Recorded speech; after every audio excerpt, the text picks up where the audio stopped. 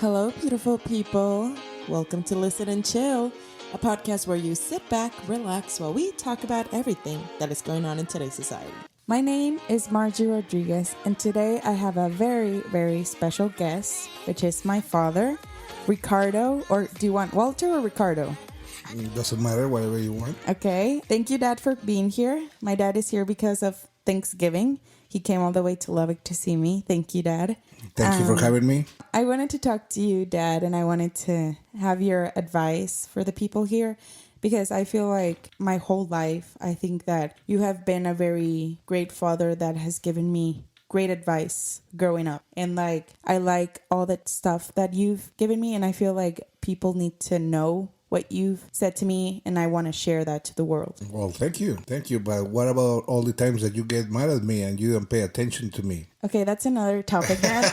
we're talking about the good stuff, okay? Great. Okay. Okay, I want to talk about first our road trip that we did together, Route 66. Oh, perfect. Yes. So me and my dad, my dad, first of all, he loves motorcycles. He could talk about motorcycles his whole life. What's your favorite bike, Dad? Well, as a biker, you don't have a favorite bike because you love all the bikes. Oh, God, okay. And there is not an expensive bike or a cheap bike. Mm-hmm. When you're in an event, a motorcycle event, mm-hmm. you see all bikes and all people that ride bikes as bikers, and we have a great time together. Yeah. But if you really ask me what kind of brand or what kind of bike I like, tough question. I guess Harleys a lot, right? Harleys are beautiful bikes. They're traditional, American made. Yeah. And the sound that they make is very typical. Yeah. And that's what people really love. Yeah. However, nobody can afford a Harley.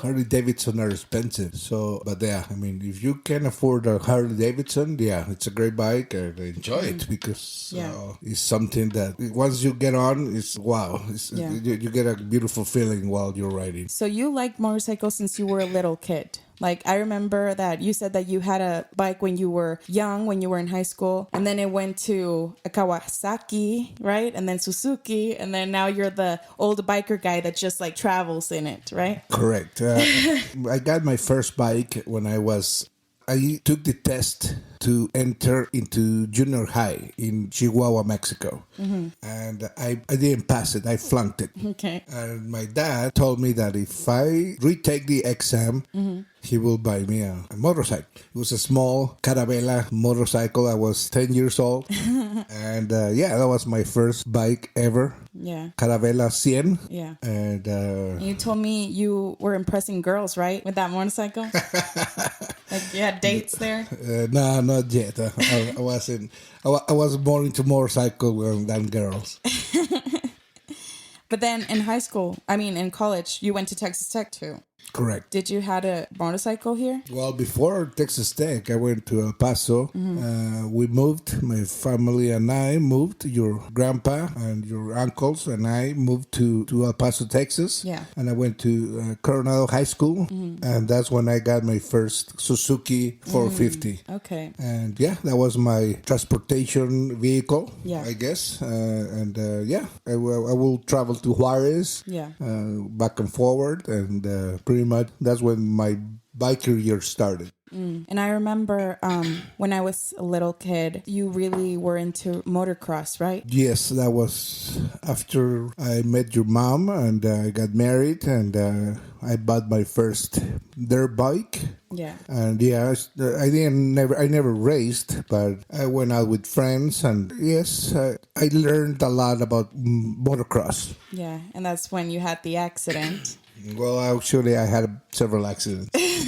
But there was this one bad one, right? That your leg twisted around. Yes, I actually slide going really fast. My right leg, I saw it twisted around. Oh my gosh! And I could feel that. Yeah, it was bad. Yeah. So basically, when I was a little kid, I remember you bought like small motorcycles for my sister and I. They were ATVs. Oh, ATVs. And so basically we grew up with motorcycles, and I think it's because of you. So I feel like we were really badasses when we were kids. Yes, I guess. Since I didn't have any boys, Yeah, you were trying to make us like boys. But yeah. I was trying to make you enjoy bikes as much as I did, and you guys both joined me a couple of times. Yeah. On a couple of trips in Mexico, different places, and it was nice. Yeah. And you guys really, really knew how to really Yeah, we weren't ride those afraid. bikes. So after that, I remember you have 2 Harleys, and then, you have one now.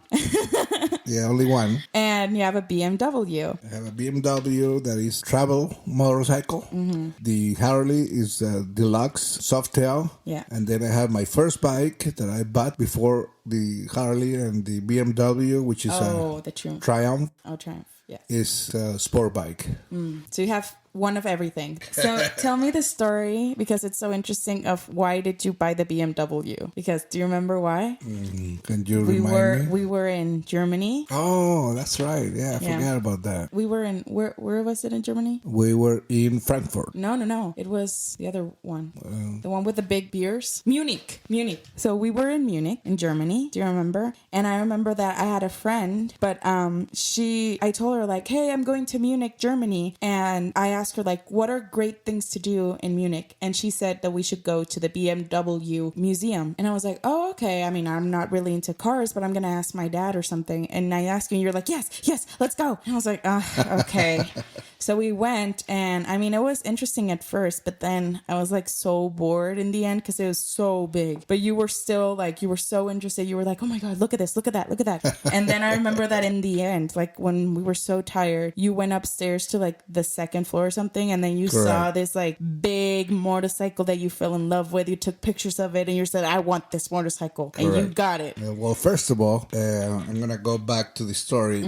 We were fortunate enough to go to Europe. Yes. You know, it was going back to your story about in Munich. Yes, I was so excited to go to this museum because I have heard it before. And I didn't know when your friend said that we were the city where this museum was.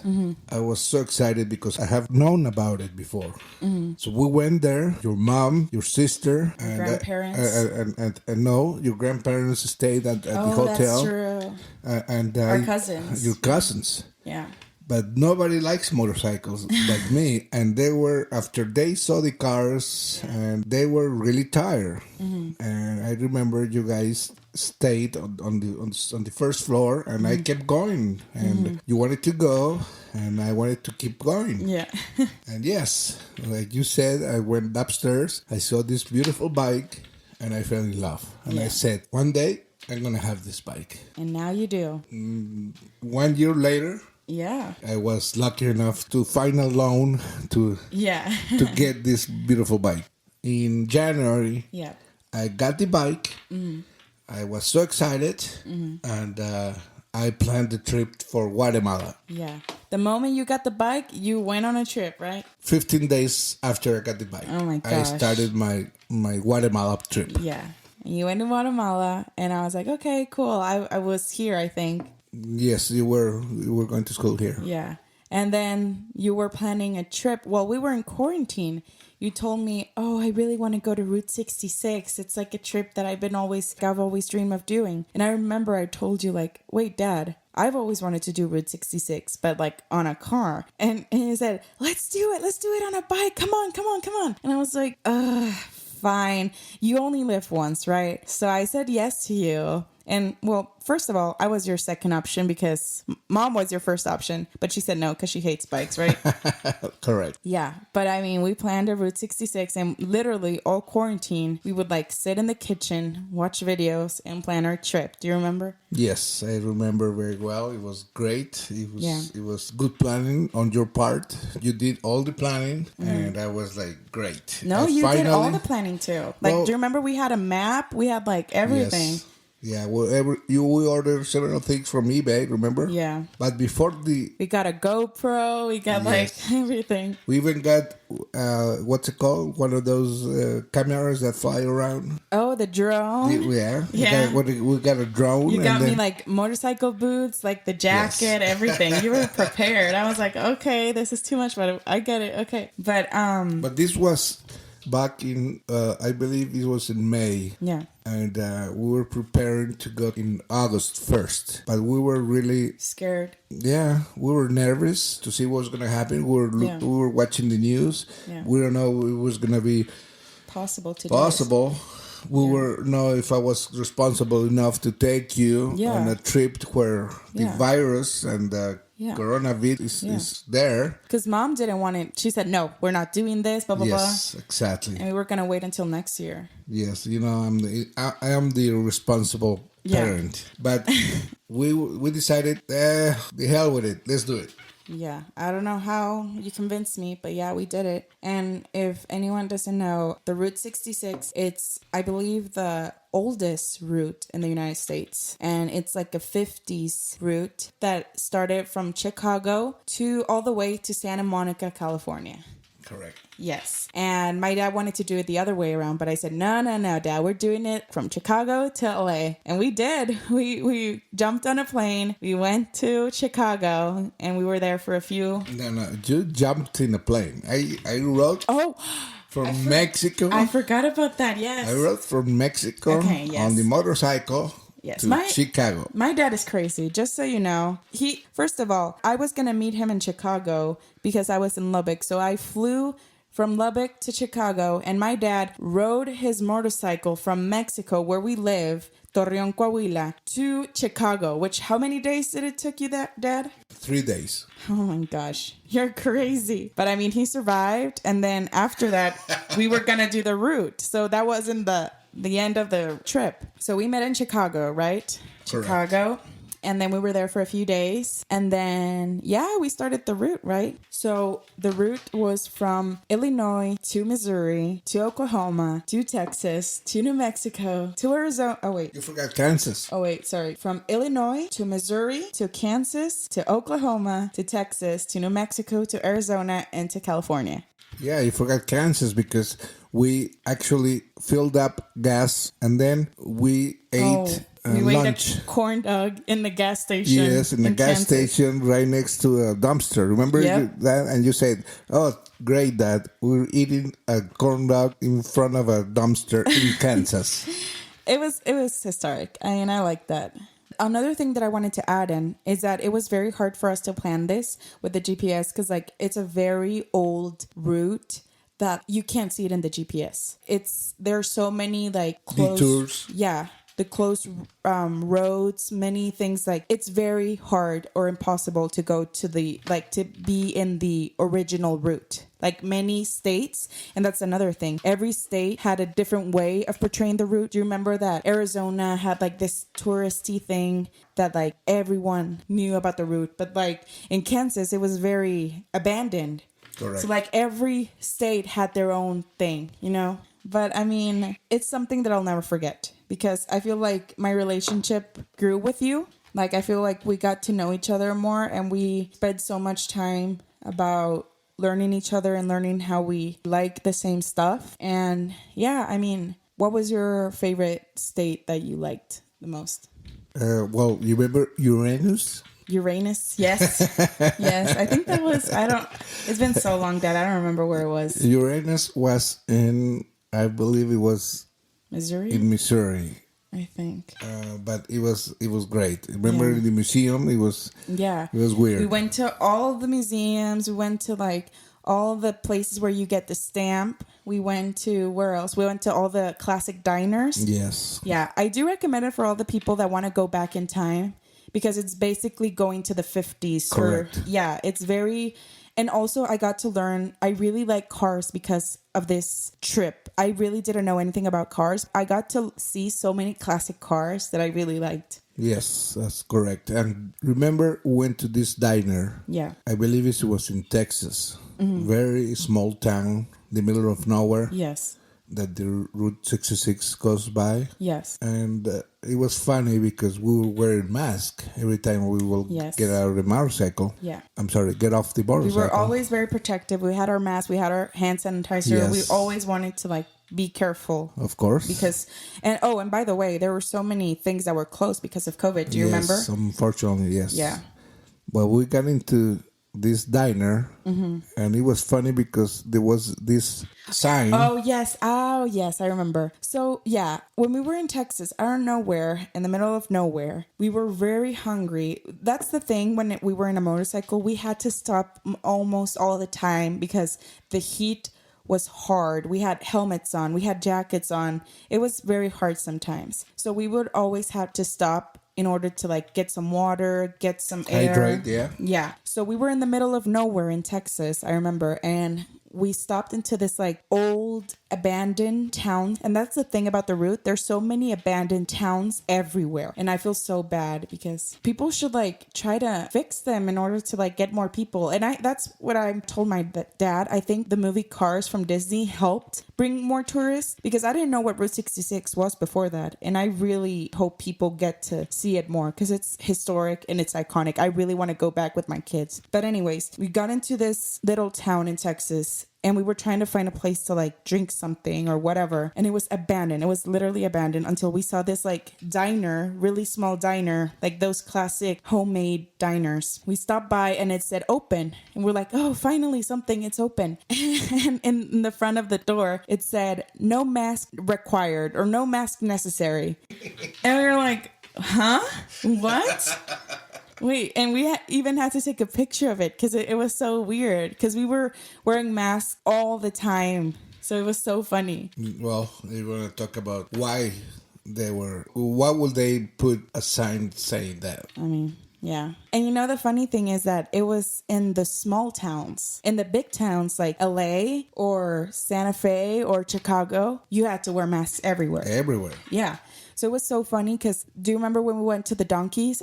Where was that? Was it Oatman? Yes. Arizona. Arizona? Yeah. In Arizona, we were in this like small town and then like we had masks and like even the person front desk, she said like, oh, you guys don't have to wear masks. And it's like, okay. And also another person said like there was, I don't know where, but it's always in the small town. Someone like, I was wearing my mask and someone said, are you sick? And I'm like, no, then don't wear the mask. So yeah, we had so many people that like really didn't care about the mask. Yeah. Mask. They didn't believe it. They didn't think, or they're Trump supporters. Yeah, that's correct. Pretty much that was it. Yeah, and that's something that I really want to talk about next and everything that is going on in the world right now. What are your opinions towards Trump? Well, first of all, you have to say that we made it all the way to Santa Monica. We did. We did it, and we were pretty proud, didn't we? Weren't we? We were so proud. That's one of the bucket lists I had to like cross off because it was amazing. Thank you for inviting me. Like I would literally do it again. I'm glad you liked it. Yes. Question you asked me, okay, Trump. Yes. There are, how do I say this without, let me think about it without offending anybody. I guess Trump is somebody that actually changed people's view. Mm-hmm. He's a person that speaks his mind and offended a lot of people. Yeah. A lot of countries, a lot of cultures. Yeah. And brought other people that didn't have support before in the past. People that were close-minded. Yeah. I believe, that's my opinion. And that finally had a hero, a leader, cult leader. Yes. That could actually listen to them. I'm talking about people from small towns that believe that only them and that's it. Only white people, yeah. Yeah, in this case, white people. Yeah. And it was scary. There were 4 years of change in the world. Yeah. I remember, growing up, you've always loved the U.S. I mean, I'm American because of you. Literally. I think I'm more American because of you than mom, because she's more Mexican. Yes. But I think you've always, since we were little, you showed us so much about the U.S. You always put like kids movies in English just so we can like learn and don't stop speaking in English. Correct. You would teach us like the traditions, American traditions. We would celebrate 4th of July or Thanksgiving or stuff like that. You would always have like that American flag in your office. Like you were really proud to be an American. Correct. I would say. And you would even think you were like the most American person ever, which I don't think so. You're very Mexican, Dad. Anyways, but I feel like after Trump was elected, it changed for you. And I feel like you were kind of ashamed to be American in some way. Would you think? I don't think ashamed. I was disappointed. Mm-hmm. We were living in Seattle. Yeah. You were born in Seattle. Yes. We were living in Seattle from 1926 from 2003. Wait, 1926? I'm sorry, 1996. I'm sorry. I was like, you're that old, Dad? We were living in Seattle from 1996 from 2003. Yes. You were born there, and unfortunately, something really bad happened in the U.S. 2001 and 11. And the country, it brought us together somehow. You cannot believe New York. New York was a place that they were very unfriendly people. And when 2009-11 happened, people in New York united. And the American flag was a symbol of that. Yes. So they were selling stickers of the American flag everywhere. And I had this business, the mailboxes, etc. business, and I bought a bunch of them, and I will give them away to people. And it was a thing there. You will put a sticker of the American flag in your car. Really? Yes. I mean, everybody had an American flag in your car. Oh. So it was because of 9/11, really? Yes. You wanted to support Okay. America. You wanted to support United States. Yeah. Because what we suffered. Yes. I'm saying we because we lived in Seattle. Yes. Even though we're Mexicans, Yes. I feel that we're Mexicans Americans. Yes. Because we have double nationality. We have double nationality. I got my degree here in the United States. Yes. Even though I was born in Mexico. Yes. We are bilingual. Yeah. But I feel the United States gave me a lot. Yes. And that sticker, to me, it was a symbol. And even though we lived back in Mexico, we went back to Mexico. Yes. I put a sticker on my motorcycles. I put a sticker on the cars with the American flag. Yeah. I'm proud of that. Yes. But these 4 years that Trump was the president, I was tempted to get him off. I was so ashamed that people will see me in Mexico with an American flag. I thought they were gonna gonna jump me and do something, because why are you? Why do you have an American flag in your car? Yeah. I mean, are you a Trump supporter? Yeah. Because basically, I feel like the American flag in those 4 years represented Trump. Correct. That's you said it. Yeah. I mean, I was like, what should I say to people? I mean, I'm proud of America. I'm proud of the United States. Yes. But I'm not a follower of Trump. No way. I mean.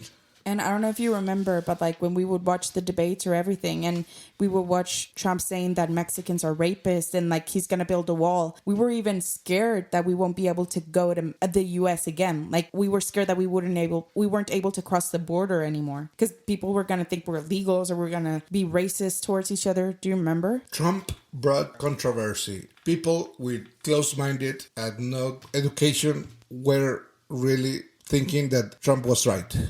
Yes. He decided to say that Mexico and Muslims and Chinese were bad. And black people, especially. Yes, that's another topic. But I'm talking about internationally. Yes. He wanted to show the American people, the close-minded people, that we are not going to stand for immigrants anymore. And then later on his first few years as a president, he started with the blacks. He started saying that black is bad, white is good. As simple as that. Yeah.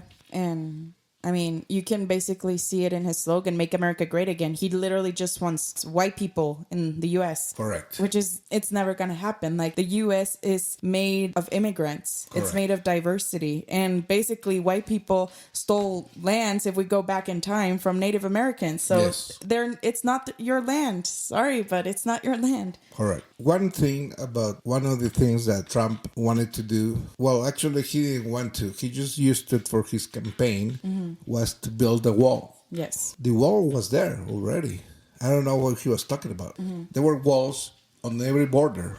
There's, I don't know how many, but there is a bunch of borders from the Gulf of Mexico Yes. all the way to the Pacific. Yeah. There is a lot of miles that separate Mexico from the United States. Yes. And all the borders have walls.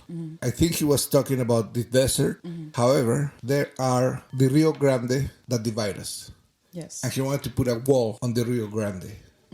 I mean, that's really, it's a nonsense. Yeah. Because he wanted to put the wall on the American side about 20 or 25 feet from the river on private property. And then what about the land from the wall all the way to the river? That's no man's land. So of course, Mexicans are going to take over that and take over the river. What about the owner of that ranch? He cannot take water anymore. Yeah. I mean, there's a lot of things that he didn't think about it. he didn't think about.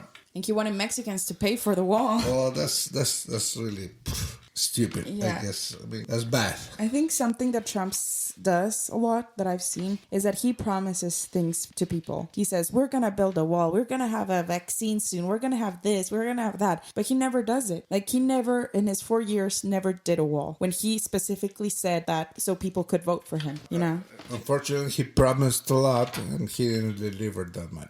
But I don't know about this, your followers. I mean, I don't know if you're going to get offended. But yes, I'm really glad that, he lost. Yes. And you cannot believe how really this affected me. I was really stressed out that with these elections. I mean, this is a president that was a president for 4 years. Yeah. In my opinion, the presidents that are in office for 4 years, they're losers. Yeah. Yeah. The ones that get reelected, that means they're doing a good job. They're doing a good job, of course. Yeah. Because the people want them again. Yeah. I mean, I don't know. The thing that I wanted to ask you is, do you think you feared racism while Trump was elected? Did you feel like you were scared to say that you were Mexican, or you were scared to like be with someone white and like be like, oh, like I have to be careful, I have to be cautious that this person might say something offensive or they might be a Trump supporter? Well, it did happen to me, unfortunately. I'm going to tell you a story about, we're going to go back to the motorcycles. Yeah. And my friends and I came across the border and in motorcycles. Legally? No, I'm kidding. Okay, sorry. Yes. And we went to this hill country event in Texas. Yeah. Very nice event. We had a great time. We were there. 5 of my friends were Mexicans and I. And they didn't speak any English.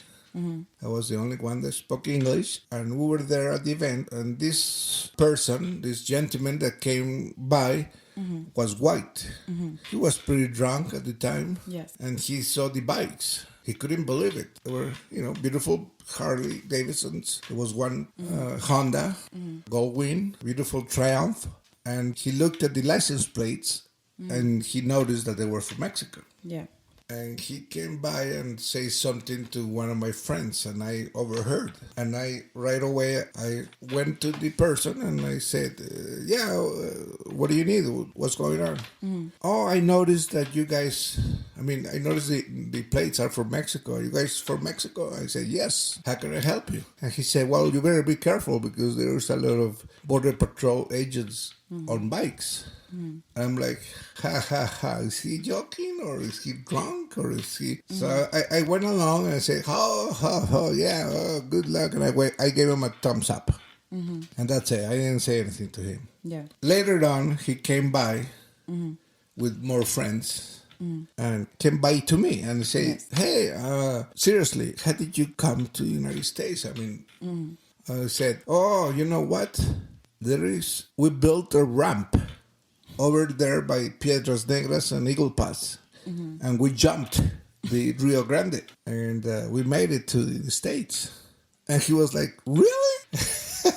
So I started laughing, and his friends around him started laughing too. Yeah. I mean, realizing I was joking. Yeah. But he was like so, close-minded. Yeah, and that's the thing, Dad. I think you have to educate them, because if you joke with them, they are gonna believe it.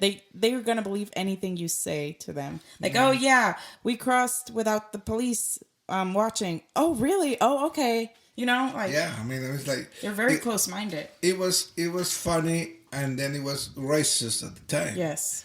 But I was having such a great time that I want to deal with this Yeah. close-minded person. Yeah. His friends realized that he was doing something stupid because he was drunk.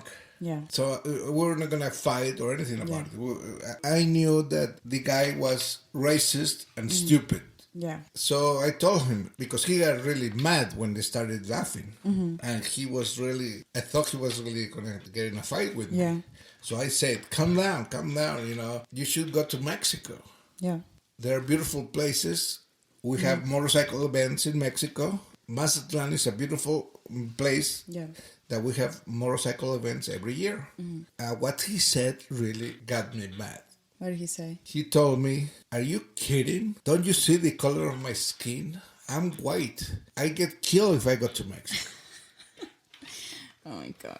Oh my god. I hate when people say that, because, Dad, and that's, I don't know. I might be doing a stereotype here, but I feel like in Texas especially, I get that a lot. When I say that I'm from Mexico and I say like, oh yeah, you guys should visit. Or if they visit, they say like, oh yeah, I've been to Cancun, or I've been to Cabo. And it's like, okay, that's just the tourist area. You actually need to go to the authentic Mexico City, whatever, and see Mexico. But they're like, oh yeah, I'm gonna get killed, or I'm gonna get kidnapped by drug dealers. I don't want to go outside the hotel because I get killed. Yeah, and it's like, oh my gosh, like I don't want to eat street tacos because I'm gonna get like a disease. Do you remember when we saw that video of that woman? Yeah. Oh my gosh. Yeah, but that's a stereotype, but that's typical, Yeah. But people don't know that if you go to New York City downtown at 2:00 in the morning, you might get killed. If you go to Houston, at night in bad places, you might get in trouble. Basically the same in Mexico. Yeah, that's it's true. not everywhere. Correct. Yeah. There's danger places everywhere. So my advice to people is don't watch that many bad news about other countries. Yeah. Go visit. Go for yourself and experience. And look for yourself. Yeah. And give an opinion of yourself. Right. I mean, don't listen to the news. Yeah. Because they exaggerate things. The people that I've met that have gone to Mexico, like they have told me like, oh my gosh, Mexico is beautiful. Mexico is this, Mexico is that. And that's what I love, because they went and actually learned about Mexico. That's correct. So it's basically ignorant people that just like judge without. But I'm going to tell you something that happened to me when I was going to Guatemala. The same thing happens. You go to another country that you think is very poor. And you don't know what's going to happen. I was going on my BMW motorcycle, brand new, to a third world country that I thought it was, because it is the country that is on the south of Mexico. I was an American going to Mexico. Something like that. So I don't blame the people. I really don't blame the people in America when they go to Mexico. Yeah. Because I was being the same. I had the same attitude when I went to Guatemala. I was like, wow. I mean, the only good thing about it is that we have we have the same language. Yes. But the people in Guatemala are great. Yes. I mean, the roads are not as good as in Mexico. Yeah. But Guatemala City is a beautiful country. Yeah. I mean, it's a beautiful city. Yeah. People are really friendly, very nice people. There is a lot of people from other countries living there. But what they tell you in the news about Guatemala to Mexicans is like, wow, be careful. Don't go to Guatemala because you might get killed. So it's the same thing. You have to just be open-minded. Stop being racist. Go visit countries before you judge. Yeah, that's a great way to put it. I wanted to talk about something also that I find really interesting. Your friend, you have a best friend that's a Trump supporter. How does that affect your relationship towards them with politics? Actually, I have a couple of friends Really? that I grew up with them in El Paso. We are. I'm sorry, guys, if you're listening, Albert and Steve. If you are listening, I say hi. I love you guys. Haven't seen you for a while. We grew up in El Paso together. I took him to Juarez to get drunk. Like when you guys were in college, right? No, high school. Oh, in high school. Okay. Yes. We came here Yeah. from El Paso together to go to Texas Tech. Oh, okay. Yes. Cool. And they are Trump supporters. Yes. And that doesn't change our friendship at all. Yeah. I understand their views. They understand mine. And we're never ever going to get in a fight or anything because of politics. Okay. That's also something that I've learned. Like I could have friends that also are Trump supporters, but that doesn't mean like I don't want politics to get in the way because of that. Correct. Yeah, because you cannot generalize. Trump supporters doesn't mean that you're racist, all of them. Yeah. There are people that like him or liked him Because of some certain stuff. yeah, because he was doing something good for them in some sort of way. Yeah. And you But- said Steve is in the military, right? Yes, he was in the military and he liked him because for some reason Trump was supporting the military. I don't know the details. And again, you have to respect that. It's like religion, politics, abortion. There is a lot of topics that you have to respect. Yes. And friendship is a very strong thing. Yeah.